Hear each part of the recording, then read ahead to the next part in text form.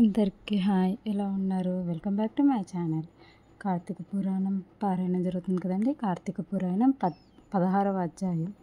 ఈ 16వ అధ్యాయంలో ముఖ్యంగా ఏం చెప్తున్నారంటే స్తంభదీప మహత్యము, ఆ స్తంభదీపాన్ని ఎలా ఉంచాలి, స్తంభదీప మహిమచ్చే మనిషిగా మారిన ఒక ముద్దు కథ అన్నమాట.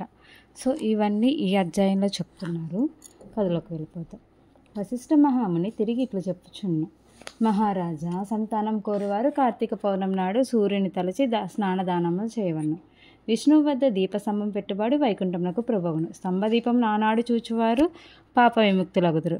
కార్తీక మందు దీపస్తంభం పెట్టినవాడు నరకం నందు విడుదల పొందజాలడు. దీపస్తంభం నుంచి క్రమము. స్తంభదీపమున సాలిజానము, వ్రీహిజానము, నువ్వులు వీని నుంచి వాణ్ణిపై దీపము పెట్టవలను. శిలతో కానీ కట్టెతో కానీ స్తంభమును తయారు గావించి విష్ణాలయం ముందు పాతి దాని యందు దీపం పెట్టేవాడు హరికి ఇష్టడవను. పూర్వము మతంగ మహాముని అనునొక మహాత్ముడుండెను. అతని ఆశ్రయము అనేక వృక్షములక్కులు అతలు కలిగి మిక్కిలి శోభించుచుండెను. ఆ ఆశ్రమంలో ఒక విష్ణాలయం కలదు. ఒక మునీశ్వరుడు మిగిలిన మునులను ఉద్దేశించి, మునీశ్వరులారా, కార్తీకంలో విష్ణుమూర్తి ముందు దీపస్తంభం పెట్టేవాడు వైకుంఠవాసి అగును. కనుక మనము హరి ముందురా దీపస్తంభం నెలకొల్పుదాము. నేడు కార్తీక పౌర్ణమి. నేటి సాయంత్రము దీపస్తంభం ఉంచిన ఎడల హరికి చాలా ప్రీతి కలుగును అని చెప్పగా వారు ఆ ప్రకారం చేటుకు సిద్ధపడ్రి. తర్వాత వారి విష్ణాలయంలో ముందున్న కొమ్మలు లేని ఒక వృక్షంను చూసి దాని యందు సాలిధాన్యాదులు ఉంచి ఒక ప్రమిద నుంచి నెయ్యి పోసి వత్తి ఉంచి వెలిగించి ఆనందించి ఆలయంలోనికి పోయి హరికథలు చెప్పుకొనుచుండ్రి. ఈ స్తంభదీపం వల్ల ఒక్క మొద్దు మనిషిగా ఎలా మారాడో చూద్దాం. వారట్లు కథ చెప్పుకొనుచున్న సమయంన ఆ ఆలయం ముందు గొప్ప శబ్దములు కలిగి స్తంభదీపం నశించును. ఆ శబ్దంలో విని గుడిలోని వారందరూ బయటకు వచ్చి చూచుండగా ఆ దీపం ఉంచిన వృక్షం విరిగి భూమిపై పడను.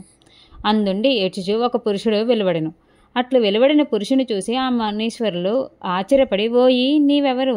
ఏ కారణమున నీవిచ్చట కొమ్మలు లేని మొండి చెట్టువై ఉంటివి? ఏల దుఃఖించుంటివి? ఆ సంగతి వివరంగా చెప్పని అడిగిరి. అతడు వారికి నమస్కరించి, మునీశ్వరులారా, పూర్వము నేనొక బ్రాహ్మణుడు, రాజపాలకుడును. అష్టైశ్వర్యములు కలిగి ఉన్నను. దయాదాక్ష్యం లేక దుర్మార్గములను సంచరించి తిని. నేను వేదములు మొదలుగునవి చదవలేదు, హరికథలు వినలేదు, తీర్థయాత్రలు చేయలేదు, దాన ధర్మములు ఏమాత్రమూ చేయలేదు. నేను సింహాసనంపై కూర్చుండి జ్ఞానులు, సద్బ్రాహ్మణులు, సజ్జనులు, సదాచారవంతులు మొన్న వారిని ఉచిత రీతిని గౌరవించగా నీచమైన ఆశ్రమనందు కూర్చుని పెట్టి వారు ముందుకు నా పాదములు చాచి కూర్చునివాడు. గర్వంతో వారికి ఒకనాడైనను నమస్కరించిన వాడను కాను. అడిగిన వారికి ఇచ్చేదనని చెప్పుటే గాని ఒక చిల్లిగా వేయనను ఇచ్చి ఉండలేదు. కార్తీక పౌర్ణమి నాడు తమ చేసి నుంచబడిన దీపం యొక్క మహిమ వలన ఎన్నిన మొద్దు ముక్తి పొంది పూర్వజాతి స్మరణ పొందగలిగినని చలిచి కార్తీక వ్రత మహత్యంను అనేక విధములు శ్లాఘించురి. ముద్దైనను కార్తీకం నందు హరిసన్నిధిలో దీపం వహించిన ఎడల హరికృపకు పొంది సమస్త పాపం నుండి విముక్తి పొంది మోక్షం పొందు అని చెప్పగా, దాని నుండి ఉద్భవించిన వ్యక్తి వారిని ఉద్దేశించి, మహాత్ములారా, జీవునకు దేనివల్ల మోక్షం లభించును? దేనివల్ల బద్ధుడగును?